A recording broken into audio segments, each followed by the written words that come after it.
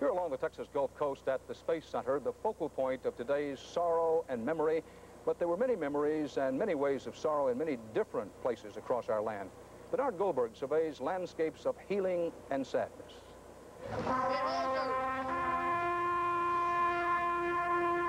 They came from 7 different places in America, from small towns in the South, from snowy villages in the Northeast, from the Midwest and the Pacific Northwest, from Hawaii. This was a day for hanging black ribbons in Lake City, South Carolina, the town where Ron McNair grew up. McNair's buddy, LaRue Alford. He inspired so many people by doing this, and it inspired everyone around the community, young folks, the old folks, black and white. He's the greatest hero that we ever had to come through here. It was a day for remembering in Auburn, Washington, too, Dick Scobie's hometown, his lifelong friend, Phil Hagen. Francis R. Dick Scobie, commander of the Challenger. I was watching it, and my heart just dropped out. I couldn't believe it. They remembered Ellison Onizuka in Kona, Hawaii. They cried for Krista McAuliffe in Concord, New Hampshire. You couldn't realize what kind of nice person she was until you heard people say that stuff. All right. We shall commemorate our 7 Challenger heroes. The kids watched and the teachers cried in Beaufort, North Carolina. This is where shuttle pilot Mike Smith went to school. This is where the dream was born. Everyone was caught up in a spirit ready to burst forth in celebration, because this young man is just such a classic example of a guy who had a dream, who had an ambition, and he was on the threshold of fulfilling it.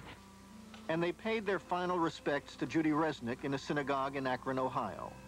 It was as if Judy heard an inner voice, constantly challenging her to greater achievements, to climb higher.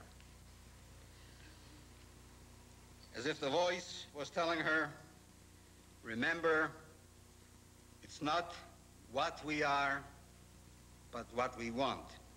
It's not what we are, but what we want to be. In a tiny village in the foothills of the Adirondacks, at the Cozy Nook Diner in Mohawk, New York, they were sad, but they were also proud. Greg Jarvis was one of their own. Well, for a small town, it's quite a feat to have somebody make it and go as far as he did. You come from a small town, you come from a small school, but you still can make it to the top. You can be one of the best.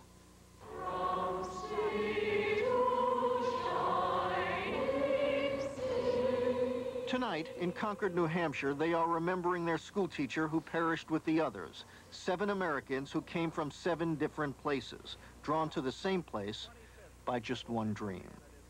Bernard Goldberg, CBS News, New York.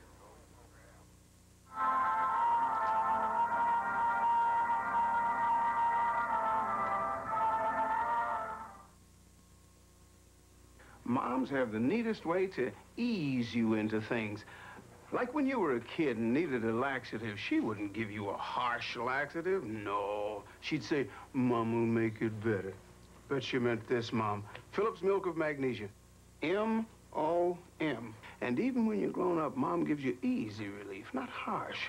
Doctors recommend Milk of Magnesia. See, Mom knows what's good for you. You know, no matter how old you are, nobody treats you better than Mom. If you designed the perfect microwave ovenware, it would be made of a space-age material that makes the most of microwave energy. It would be durable for carefree cooking in any oven. The dimensions, compact to fit any microwave. And it would come in every size, shape, and style you need. Microwave brand, perfect for you. From Anchor Hocking, now there's a rebate that really cooks. Save on microwave and ovenware at stores everywhere. Good posture. You don't think about it until you realize you can lose it. 1 out of 4 women may, due in part to a calcium deficiency. That's why there's Posture, a new calcium supplement. Without enough calcium, bones can become porous and weak, but Posture taken daily can help them stay strong, and it's specially made not to produce gas. Don't wait. Eat right, exercise, and take new Posture now to help assure good posture later. Here at the Johnson Space Center, the brain and blood of so much of our nation's space program, we heard kind words and warm memories for 6 astronauts, 1 teacher, 7 Challenger heroes who died. Perhaps we should close this week not with our words for them, but with their words for us. The mission, the quest, in this week that tore us apart and brought us together as one. 90 seconds and counting. The 51L mission ready to go. I see it as something that we must do, and I see it as something that's part of man's nature to explore as far as he can, as deep as he can into the unknown. T-minus 1 minute and counting. Sound suppression water system now on. I'm very proud and humbled to have been a part of the space program. I think there is an awful lot to be done. The space shuttle is probably the most versatile vehicle we could have to do that. T-minus 45 seconds and counting. The solid rocket booster flight in. It's a great pleasure finally to get this far. I'm very proud to be part of the program at NASA. And the mission is a great mission. We're looking forward to it, and I think we understand it's ready to go, and we're looking forward to going to fly. T-minus 30 seconds, and we've had a go for auto sequence start. One of the things that I hope to bring back into the classroom is to make that connection with the students that they too are part of history, that the space program belongs to them, and to try to bring them up with the space age. T-minus 15 seconds. Commander Dick Scobie now in the White Room. You have to risk something to gain something, and the risk and the gain are worth it to me. If you allow risks to keep you from doing the things in life that pleasure you and make you what you are and make you feel better about yourself, I think you're shortchanging yourself. T-minus 10, 9, 8, 7, 6. We have main engine start. 4, 3, 2, 1, and liftoff. Liftoff of the 25th Space Shuttle mission, and it has cleared the tower. Roger, roll, Challenger.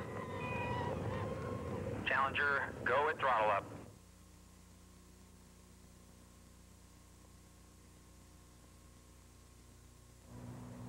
And so tonight, a pivotal point in our national healing process, remembering the fire that consumed 7 of our own and 1 mighty machine.